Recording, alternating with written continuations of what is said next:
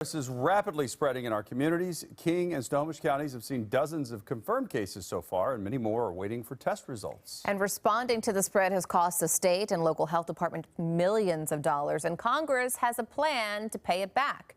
Q13's Simone Del Rosario is here now with more on this plan. Well, before they can pay us back, we're going to have to shell out a little bit more, and the state does have a plan for that. The state Senate unanimously passed a $100 million funding package to stop the spread of COVID-19.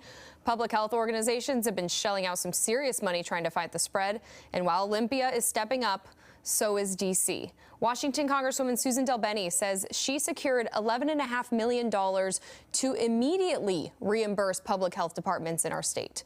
She says Snohomish County spent $200,000 alone just responding to that first patient that we had back in January and trying to contain the spread of the contacts that he had had. And she says King County is now spending about $56,000 a day responding to the outbreak. I'm sure that's going to go up too. Washington's health secretary asked for and looks poised to get, based on that state Senate vote, that $100 million from the legislature. So money is not a factor in when fighting the spread. But Congress has a plan that's going to help pay it all back, an $8.3 billion emergency budget that just passed the House in a near unanimous decision tonight. This is on the fast track to be passed and sent to the president's desk because the time for action is now, and it's important to recognize that this is a public health concern.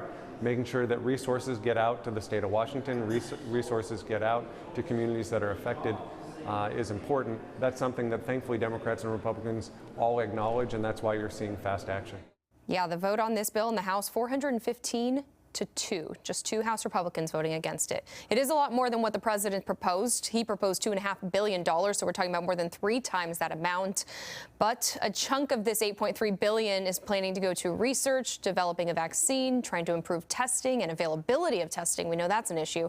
A portion of what we're talking about tonight, though, that $950 million, is going to go to paying back local and state agencies. And then another billion would go for small business relief, like the shellfish growers in Congressman Kilmer's district that are struggling with the outbreak. Part of the reason that there's provisions related to SBA assistance is because I heard concerns from folks in our region.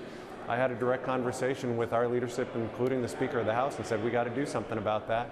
That's why this funding is in the bill. We heard direct concerns about impacts to state and local governments, to public health agencies on the ground. That's why there's direct dollars being provided to these hot spots, including, unfortunately, the state of Washington.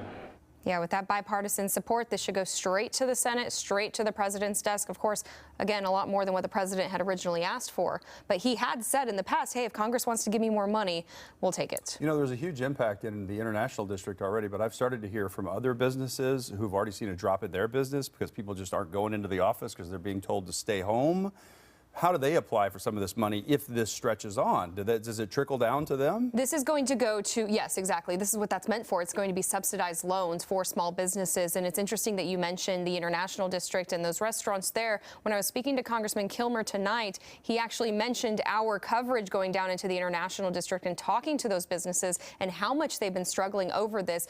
This is just a bill right now. It has to go to the president's desk first. But then you have those congressional lawmakers here in our state to help you with that. They have offices everywhere in your district to be able to help you apply for those loans. And that's where they should start. All right. We should point out there's been not one case of coronavirus in the international district. So Right. It's ridiculous that the restaurants are having that drop off in business. So if you want to do something, go down there and have lunch tomorrow. That'll mean a lot to those businesses. Yeah, absolutely. Simone, thank you.